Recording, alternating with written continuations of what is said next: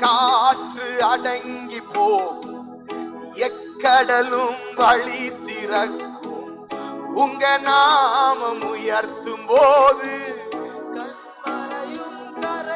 சபையே பெருங்காற்று அடங்கி போகும், எக்கடலும் வழி திறக்கும். உங்க நாமம் உயர்த்தும் போது கண்மலையும். முடிந்தவங்க 2 கைகளையும் உயர்த்தி இயேசுவே உங்க நாமமே உயரணும். அல்லே சின்ன பிள்ளைங்க சத்தத்தை உயர்த்தி இயேசுவே இயேசுவே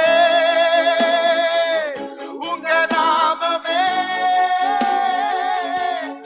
உயரணும். அல்லே இயேசுவே இயேசுவே ஜீசஸ்.